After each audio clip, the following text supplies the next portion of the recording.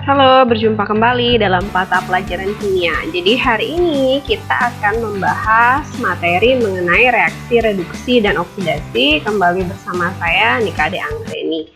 Untuk reaksi reduksi oksidasi atau disingkat dengan redoks, sebenarnya reaksi ini kita bisa temukan dalam kehidupan sehari-hari. Misalnya, seperti yang dilihat di gambar, itu adalah jembatan di mana besinya sudah mengalami perkaratan. Reaksi perkaratan termasuk salah satu reaksi redoks dalam kehidupan sehari-hari. Berikutnya, bisa kita lihat buah apel apabila kita belah, kemudian kita letakkan di ruangan terbuka, yang terjadi apa? Yang terjadi adalah perubahan warna menjadi kecoklatan. Nah, ini juga merupakan salah satu contoh reaksi reduksi oksidasi dalam kehidupan sehari-hari.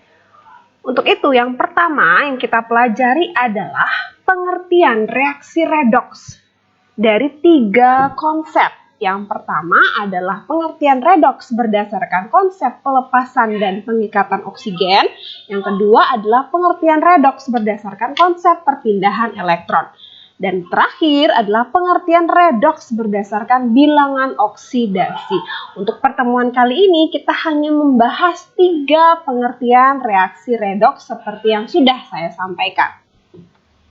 Untuk yang pertama, pengertian reaksi redoks berdasarkan pengikatan dan pelepasan oksigen. Jadi, redoks itu yang pertama ada reaksi oksidasi, definisinya adalah peristiwa bereaksinya suatu zat dengan oksigen. Berikutnya, kalau reaksi reduksi adalah proses pelepasan oksigen. Apabila digambarkan dengan ilustrasi sederhana, bisa kalian lihat. Misalnya, terdapat atom besi atau Fe atau istilahnya ada logam besi di dalam kehidupan sehari-hari. Kemudian kita diamkan dalam ruangan terbuka. Yang terjadi apa? Karena dalam ruangan terbuka itu terdapat molekul oksigen bebas. Yang terjadi adalah besi tersebut secara langsung bisa bereaksi dengan oksigen yang terdapat dalam udara bebas. Akibatnya apa? Akibatnya terjadilah proses pengikatan oksigen oleh atom besi. Nah, proses pengikatan atom oksigen oleh besi inilah yang dikatakan dengan reaksi oksidasi, yaitu peristiwa pengikatan oksigen. Berikutnya, kalau reaksi reduksi adalah, misalnya kita memiliki 2 molekul CO2 di situ ya. Kalau kita lihat itu terdapat 2 molekul CO2.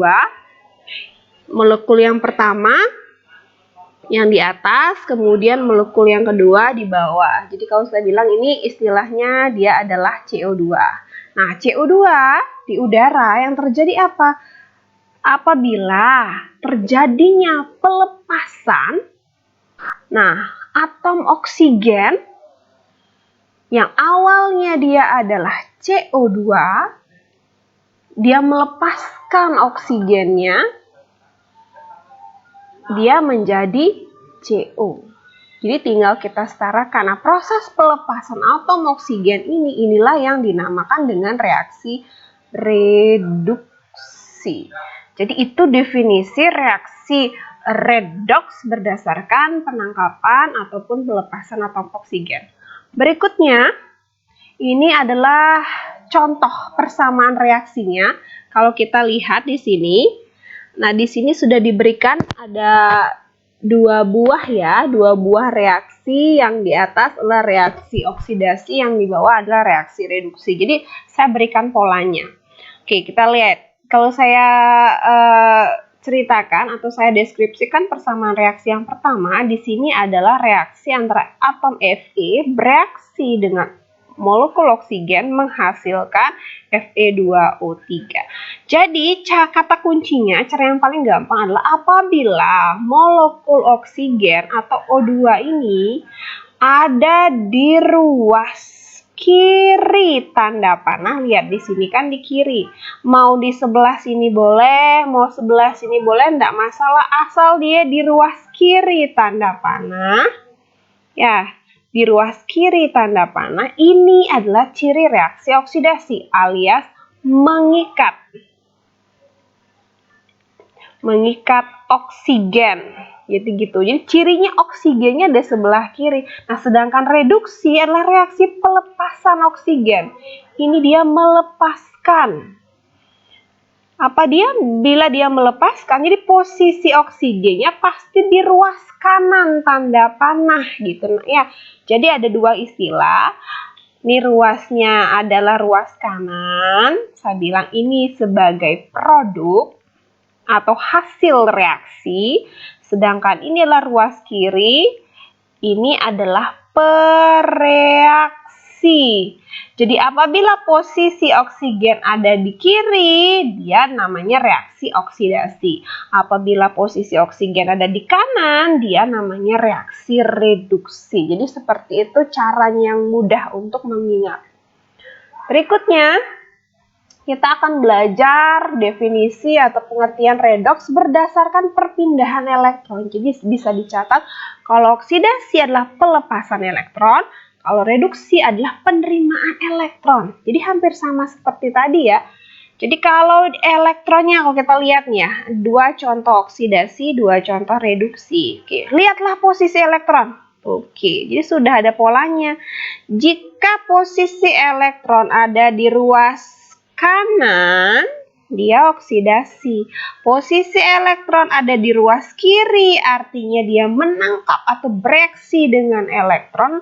Ini namanya reaksi reduksi. Ingat ya, jadi yang di kanan itu, jika dia di kanan, elektron ini saya bilangnya ini artinya dia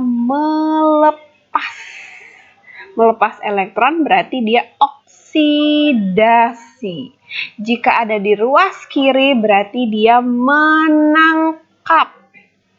Inilah reaksi reduksi. Jadi seperti itu. Jadi kalau kita ilustrasikan pengertiannya, nah misalnya saya memiliki dua buah atom Na dan atom Cl. Atom Na memiliki konfigurasi 2, 8, dan 1. Nah, untuk mencapai kestabilan apa yang dia lakukan agar menjadi oktet menyerupai neon, dia harus melepaskan satu elektronnya. Yang terjadi, apabila dia mengalami reaksi pelepasan elektron, dia mengalami reaksi oksidasi. Jadi seperti itu. Nah, untuk Cl dengan konfigurasi 2, 8, dan 7, agar oktet yang dia lakukan harus menangkap satu elektron agar menjadi oktet. Yang dia lakukan adalah dia akan menangkap satu elektron, sehingga menjadi oktet. Nah, reaksi inilah yang dinamakan dengan reaksi reduksi. Jadi seperti itu pengertian redoks berdasarkan penangkapan dan pelepasan elektron. Yang terakhir adalah pengertian redoks berdasarkan bilangan oksidasi atau biloks. Untuk biloks ini kita akan pelajari di materi berikutnya. Tapi sekarang di sini kita belajar tentang definisinya saja dulu.